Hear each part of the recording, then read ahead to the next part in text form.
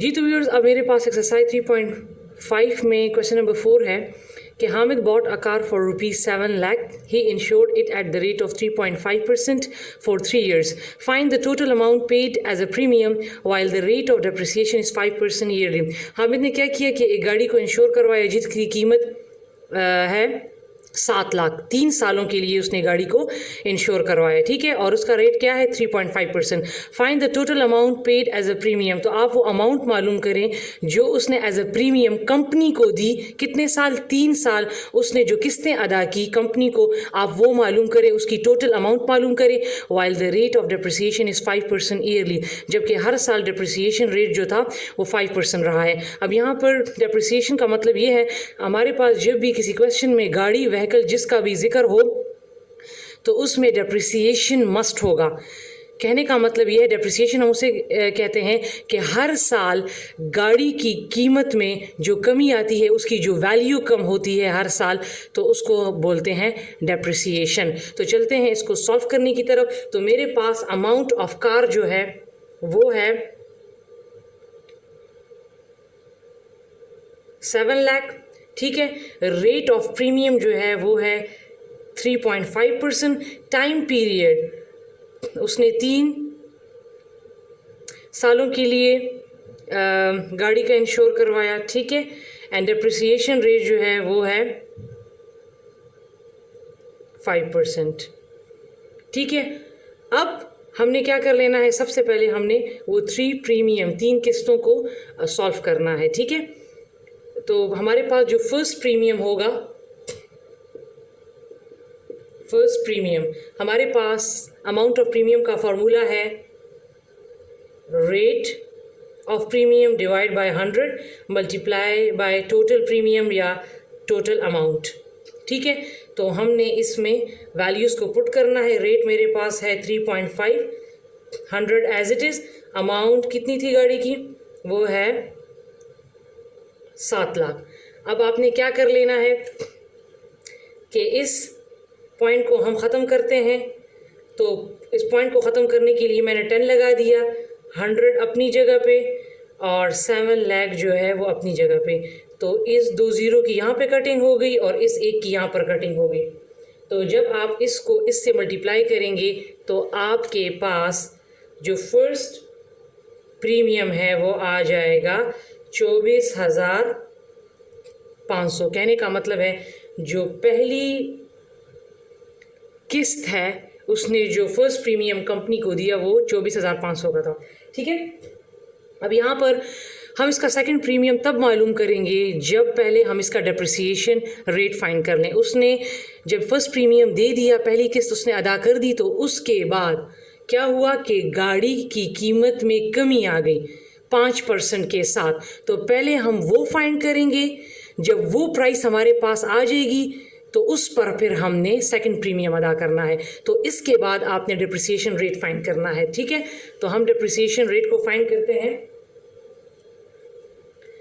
Depreciation rate मैं in short लिख लेती हूँ, जो कि इन्होंने क्या दिया है 5%. तो 5% को हटाने के लिए हम लोग नीचे 100 लगा लेते हैं और कार की जो अमाउंट थी वो कितनी थी 7 लाख, ठीक है. इस पर हमने डेप्रिसिएशन रेट फाइंड करना है कि अब गाड़ी की वैल्यू 1 साल के बाद कितनी हो गई, ठीक है.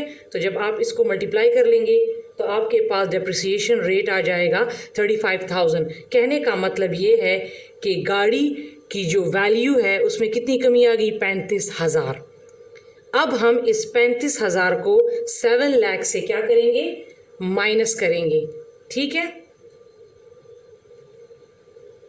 ताकि हमें पता लग जाए कि अब 1 साल के बाद जब उसमें 35,000 की कमी आ गई तो अब गाड़ी की कीमत क्या है. तो जब आप इससे 35,000 माइनस कर लेंगे तो ये आपके पास आ जाएगा 665,000. 6,65,000। ठीक है, ये फर्स्ट प्रीमियम के बाद जो डेप्रिसिएशन, ये फर्स्ट प्रीमियम उसने अदा किया, उसके बाद जो डेप्रिसिएशन रेट जो उसमें कमी आई है 5% की, वो 35,000 आई, उसको हमने इससे माइनस किया, तो अब गाड़ी की कीमत क्या है? 6,65,000। अब इस पे वो सेकंड प्रीमियम दूसरी किस्त अदा करेगा। तो चलते हैं सेकंड प्रीमियम को फाइंड करते हैं। तो ये है सेकंड प्रीमियम, वही फार्मूला है। ठीक है, तो ये है 3.5 डिवाइड बाय 100। लेकिन अब आपने क्या करना है? अब आपने इस 6,65,000 जो अब गाड़ी की जो एक साल के बाद जो कीमत है, ठीक है, डेप्रिसिएशन के बाद, रेट के बाद, अब इस पर आपने सेकंड प्रीमियम को वो अदा करेगा। ठीक है, तो ये है 6,65,000। ठीक है, तो यहाँ से मैंने पॉइंट ख़त्म किया, तो 10, 100 अपनी जगह पे, और ये 6,65,000 अपनी जगह पे। ये 2 ज़ीरो इससे कैंसिल हो गए। ठीक है, और ये ज़ीरो इससे कैंसिल हो गया। जब आप इसको मल्टीप्लाई करेंगे तो आपके पास आ जाएगा 23275। तो ये इसने किया सेकंड प्रीमियम, दूसरी किस्त इसने ये अदा की। अब इसने तो 3 सालों के लिए किस्तें अदा की हैं, तो अब जब हम थर्ड प्रीमियम मालूम करेंगे तो पहले हम इसका भी कि 2 साल के बाद जब उसने सेकंड प्रीमियम पे किया, तो उसके बाद गाड़ी की वैल्यू जो है, अब गाड़ी की वैल्यू क्या है? तो अब हमने पहले डेप्रिसिएशन रेट फाइंड करना है। ठीक है, उसके बाद जो वैल्यू आ जाएगी उस पर वो थर्ड प्रीमियम अदा करेगा। ठीक है, क्योंकि वो कहते हैं कि हर साल 5% डेप्रिसिएशन होता रहा, तो जितने साल होता रहा तो उतने साल हमने वो करना है, इसका डेप्रिसिएशन रेट फाइंड करना है। तो अब हम करेंगे डेप्रिसिएशन रेट, जो कि क्या रहा है 5, ये 100, और किस पर आपने अप्लाई करना है? जो आपके पास सेकंड प्रीमियम की जो वैल्यू थी, इस पर आपने डेप्रिसिएशन रेट फाइंड करना है। ठीक है, तो ये कैंसिल, तो ये आपके पास इसकी प्राइस आ जाएगी 33,250। ठीक है, ये डेप्रिसिएशन रेट आ गया कि अब गाड़ी की कीमत में इतनी कमी आ गई। अब आपने क्या कर लेना है कि इसको सेकंड प्रीमियम से माइनस कर लेना है। 6,65,000 से आपने 33,250 को माइनस कर लेना है, तो ये आपके पास आ जाएगा 6,31750। 2 साल के बाद अब जो गाड़ी की कीमत है वो क्या है? ये है। ठीक है, अब हम क्या करेंगे कि अब उसने थर्ड प्रीमियम अदा किया है, तो थर्ड प्रीमियम, अब इसके डेप्रिसिएशन रेट फाइंड करने के बाद अब हम थर्ड प्रीमियम फाइंड करेंगे। ठीक है, तो मैं ये साइड जो है इसको मैं इरेज कर लेती हूँ।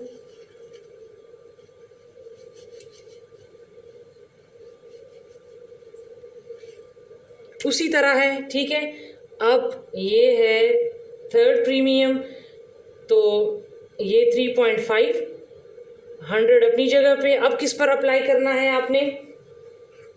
अब जो आपके पास जो ये वैल्यू आई है, अब इस पर आपने थर्ड प्रीमियम, अब ये जो गाड़ी की जो कीमत अब आई है 2 साल के बाद, अब इस पर वो तीसरी किस्त अदा करेगा। ठीक है, 3.5 रेट के साथ।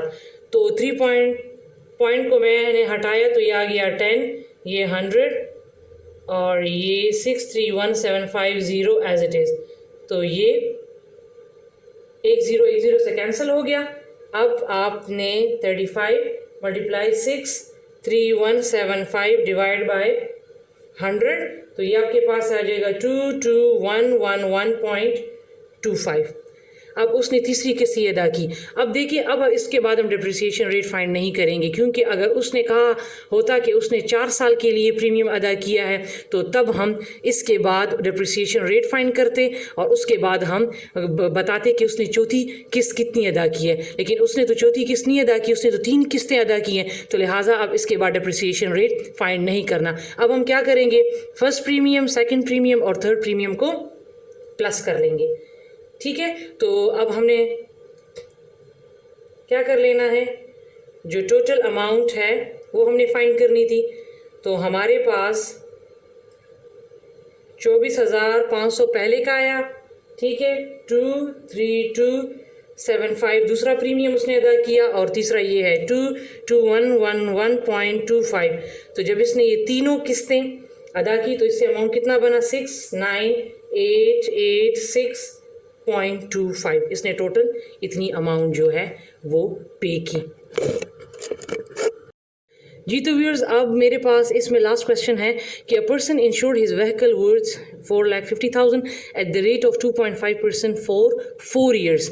After 3 years he got a claim of damages worth 7,50,000. How much loss had he recovered through insurance?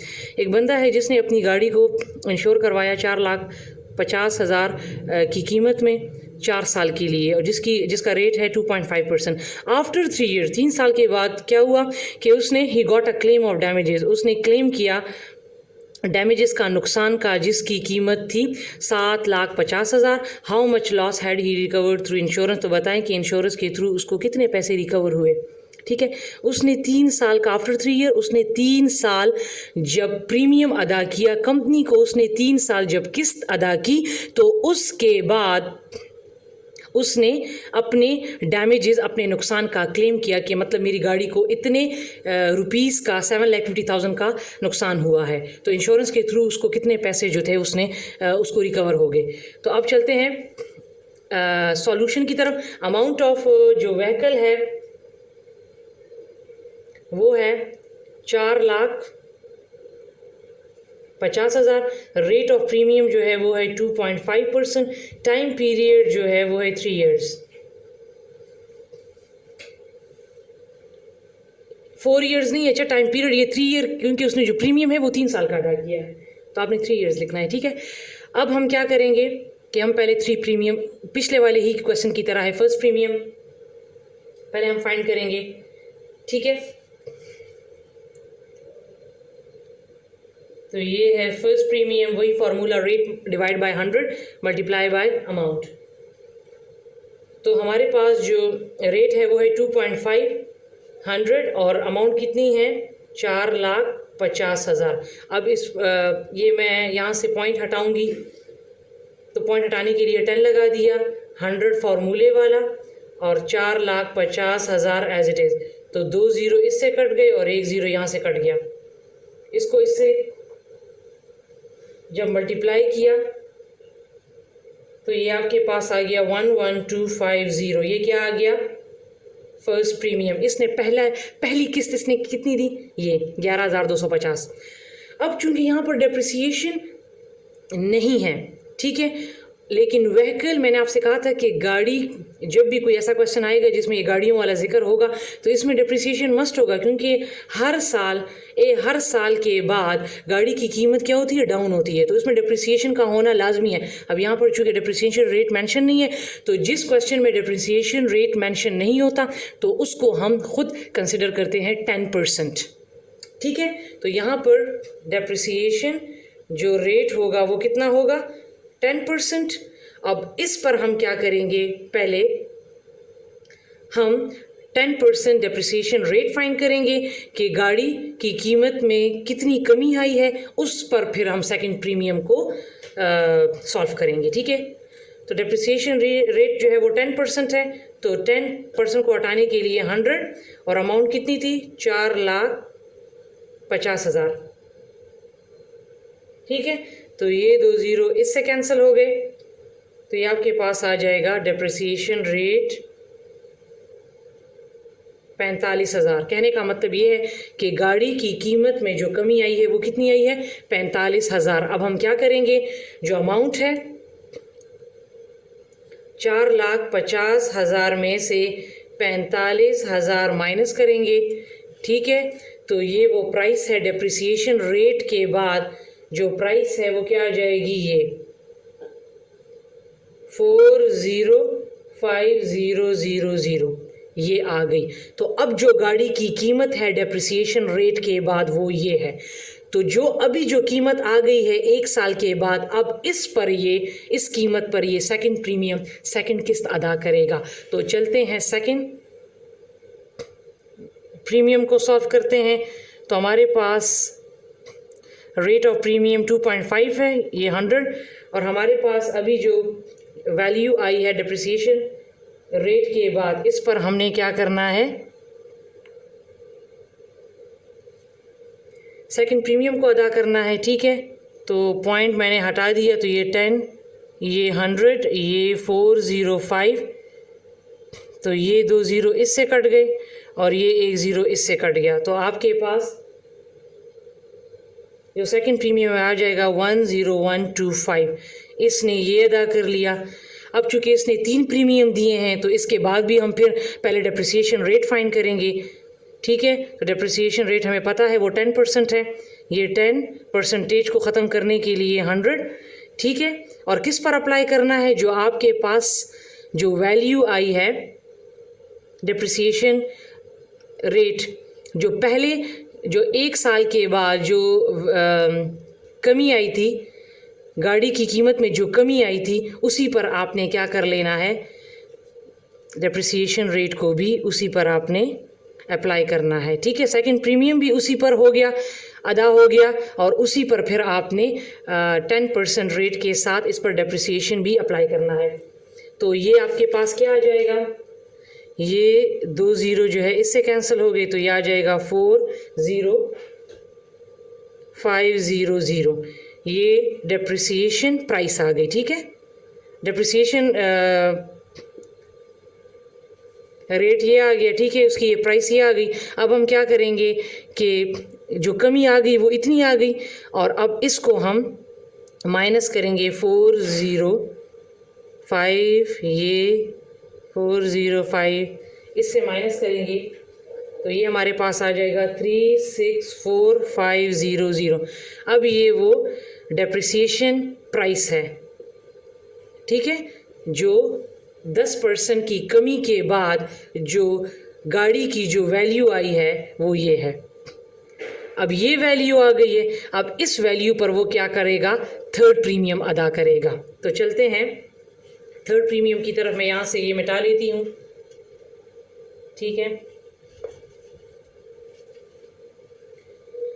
तो ये है थर्ड प्रीमियम इक्वल टू 2.5, ये 100 मल्टीप्लाई ये जो कीमत आई है, अब आपने इस पर थर्ड प्रीमियम को अदा करना है, ठीक है। ये पॉइंट यहाँ से ख़त्म किया, तो ये आ गया 10, ये फार्मूले का 100, और ये 364, ये अब ये 2 ज़ीरो इससे कट गए, ठीक है। इसको इससे मल्टीप्लाई कर लें और 10 पे डिवाइड कर लें, तो आपके पास आ जाएगा 9112.5। तो ये इसने थर्ड प्रीमियम अदा किया। अब वही चीज़ कि इसने फोर्थ प्रीमियम अदा नहीं किया, क्योंकि 3 साल गुजरने के बाद उसने अपने डैमेजेस का क्लेम किया कि मुझे इतना नुकसान हुआ है, तो लिहाजा उसने तो सिर्फ 3 प्रीमियम अदा किए थे। तो हम इसके बाद डेप्रिसिएशन रेट फाइंड नहीं करेंगे, हम क्या कर लेंगे कि इन तीनों को हम ऐड कर लेंगे।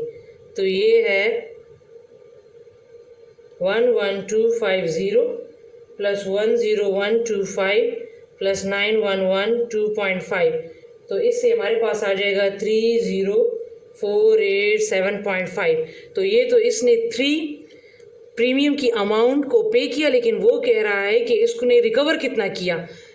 तो रिकवर करने के लिए आप क्या करेंगे कि आप जो टोटल जो इसने डैमेजेस का क्लेम किया था 7,50,000, उसमें से हम इस अमाउंट को माइनस कर देंगे, क्योंकि ये तो इसने पे किए हुए हैं। जब ये हट जाएंगे, बाकी जितने रह जाएंगे वो इसका इंश्योरेंस के थ्रू उसको रिकवर हो जाएगा। तो अब इसने जो डैमेजेस का क्लेम किया था वो कितना था, वो था 7,50,000। अब हम इसकी रिकवरी फाइंड कर रहे हैं कि इसने रिकवर कितने की इंश्योरेंस के ज़रिए। तो जो उसने क्लेम किया था उसमें से इसने जो पे किया है 3 किस्तों का, वो हम इससे माइनस कर लेंगे। तो ये आपके पास आ जाएगा 719,512.5। तो ये इसने कितने क्या कर लिए, ये इसको रिकवर हो गए। So this is the answer.